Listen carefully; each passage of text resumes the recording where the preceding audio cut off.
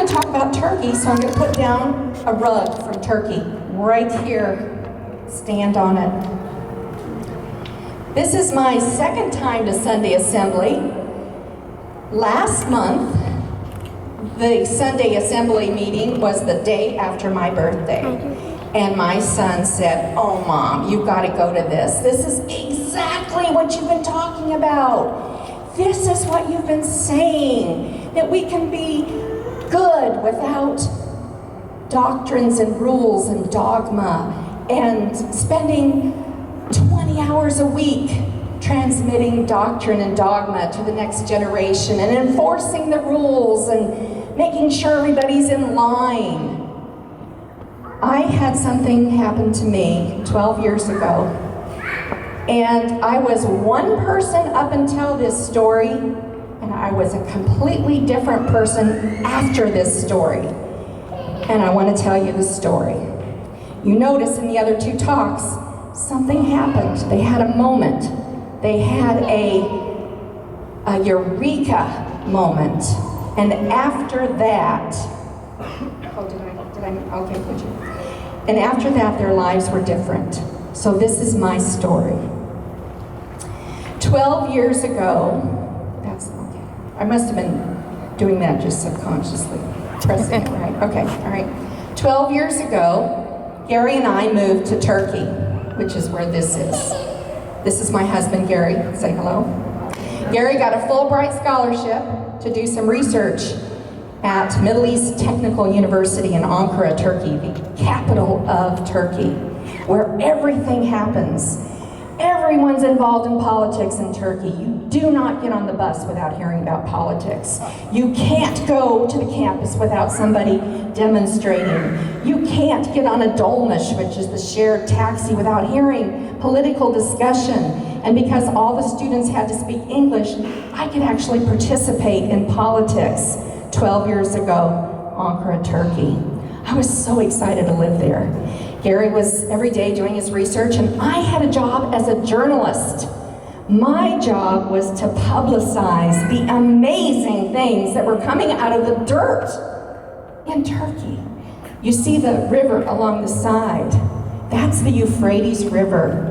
And I was working on a project of the Prime Ministry called GAP, G-A-P, nothing to do with blue jeans. And our job was to make 19 hydroelectric plants along the Euphrates River and turn that river power into electricity and irrigation and water for the people of Southeast Turkey. If you know anything about Southeast Turkey, and you've been hearing about it in the news, those people are mostly Kurds. 15 million of the world's 30 million Kurds live in Southeast Turkey. And they have been at war with the government for many, many years. You hear of Kobani, where ISIS is trying to take over. Well, the Kurds in the Peshmerga, which means faces death, those warriors are standing up for Kobani right across the river, right across the border from where I'm talking about right now. And the brave Kurds are holding that city against ISIS. And it's become a symbolic place to hold so that ISIS does not take over that area in Syria. All right, so this area is really close to Syria. It's kind of a dangerous place. But my job was to talk about the amazing mosaics that were found there every day as roads were being built and the hydroelectric plants were being built. The dirt had to be dug up, and this city was found, and it had been lost 1,000 years. The name of the city is Zugma, which means connection. And it was a city right on the Euphrates, and you had to go through there to get to the other side, which meant these people were very wealthy. And the way they showed their wealth was in every one of those were each different villas, and each one of their houses had mosaics on the floor, and they had beautiful fountains and flush toilets and public gorgeous frescoes all through the town, and a city wall that was so strong and so admirable. So anyway, that was my job. So one day, the girls in my office, and remember, Turkey's 99% Muslim. Some of the women covered, but they couldn't cover in the office because that's a secular country. But the leadership was becoming Islamic. And 3 of the women said, would you like to go to lunch with us? I said, sure. They said, meet us down there. We all had to purchase our own office supplies back then, including toilet paper, because the government was so poor. So the girls were on their way to get their office supplies, and I met them at the kebab shop. And when I got in there, I sat down, and I said, where's Zainab? Only 2 of the 3 girls that invited me to lunch were there. Where's Zainab? Oh, she can't come. Menus in front of faces. All right, tell me, why can't Zainab come? We don't want to tell you. Listen, I know Turks are never supposed to offend a foreign person. I know you'd rather lie to me than tell me the truth. Just pretend like you're a brash American for a moment and tell me why Zainab can't be here. Okay, we will. Because you're an infidel. Because you're an infidel. You see, I had spent my entire life as one of the majority. I had never been in a minority. I had never known what it felt like to be in 1%, 10%, 20%, even 30%. I was always in the majority. But what had I done with my life? I was the daughter of a theologian in the Church of the Nazarene. Think Amish with electricity. I spent all my life trying to be good and healthy and helpful and religious, and I followed the rules.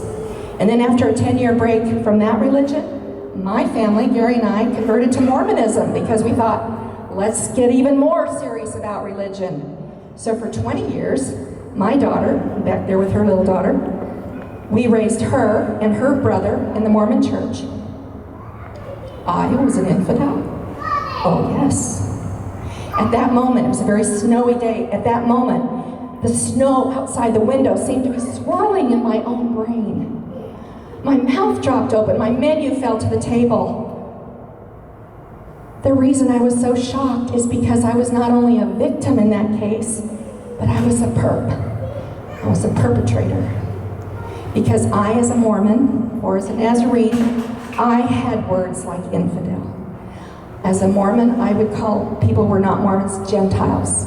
I would call those who left the church apostates, or heretics, or, God forbid, sons of perdition, floating eternally in outer darkness. As a Nazarene, I would call you a backslider if you stopped coming to church, a sinner, a vile person, and certainly not a child of God.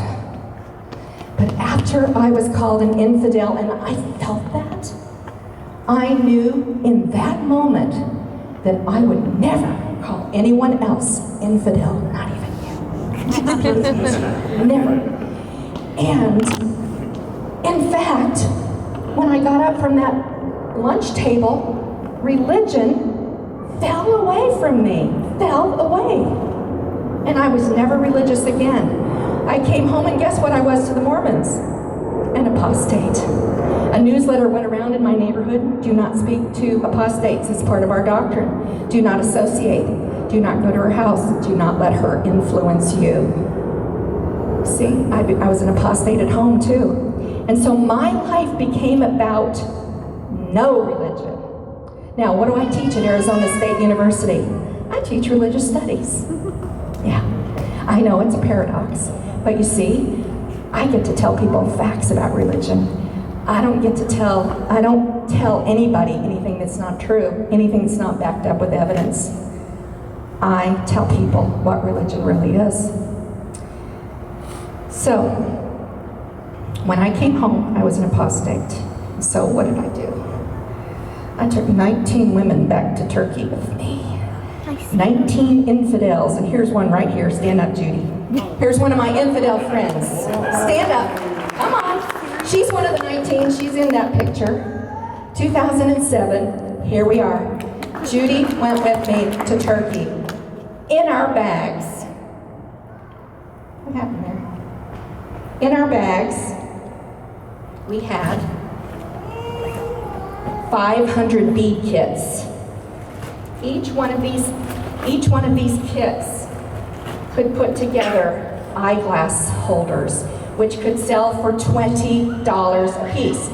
Because I had emailed my friends from Southeast Turkey, and I said, what do you need? How can we help you? 3,000 of your Kurdish villages have been burned to the ground by the government, and you're all 3 to 4 families in a house. How can we help you? Please bring us a craft, something we can do that will make us more than 5 cents an hour. These rugs that we haggle over when we go to Turkey and places like that, bring in women 5 cents an hour, no more than that by the time the money gets down to them, 5 cents an hour for 2 to 3 months of work. So we brought beads, and we brought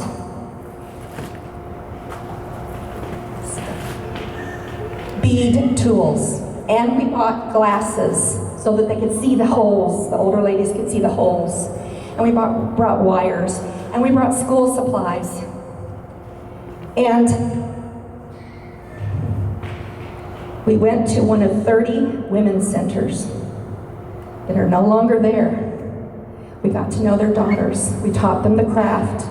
Each of them made $180 from the beads that we gave them. And then we got to know their daughters, and we met their families, and we learned that the girls weren't in school. They weren't in school because the girls had to herd the animals. They had to take care of brothers and sisters, and they had to carry water. Who was going to do it? Not the boys. The boys were sent to school. That girl right there is now in school. So what we did when we came back from Turkey is we formed a board, and we became tiny pieces, because we'd seen on our beads that they're little pieces, and we could spell it P-E-A-C-E-S. And we infidels would bring tiny little pieces to the people of Turkey. And over the years, these are 3 of the girls out of 1,528 girls that Adelet sent to. We only sponsored 8, remember. We only had 5 years to do it. We took all 8 girls through high school. And in Turkey, if you can get through high school, college and medical school are free. Adelet, she's a pirate. She's an outlaw. I can't even tell you her last name because she is a criminal. She's sending girls to school. 1,528 as of last week. I asked her how many. She said 1,528 girls. Out of those, 300 have gone on to college. Out of our 8, 4 of them are in medical school. And just because we had a tiny piece, and other people wanted to have tiny pieces. So this lady from ASU, she has the child fund in Nigeria now. And my daughter, who's over there with her daughter, she's in the Peace Corps, and she started a mini library project and girl scholarships in Honduras. And we gave a mini startup fund to JJ's neighborhood in the Philippines, and all those women now can do beads and sell to get extra money for food and whatever. So everybody wants to jump on board and have a tiny piece of their own. We're pirates. We're outlaws. We are disruptors. We send girls to school. We don't go to church. We don't follow the rules. People say I'm a dreamer. This pirate ship is in my driveway right now. And we're all ready for Halloween. JL, stand up. This little girl and all her friends in that neighborhood are going to raise funds in the next 2 months. Fa-la-la for Malala. Because Malala is a Pakistani 17-year-old girl who just won the Nobel Prize. She was shot in the face by the Taliban for going to school. So what did she do? Oh, she's a pirate. She's an outlaw. She doesn't follow the rules. She gets up and tells all her friends to go to school, and they do. And so this little girl here and all her friends are going to sell the rest of the tiny pieces beads and send a few more girls to school. People say I'm a dreamer, but I'm not the only one.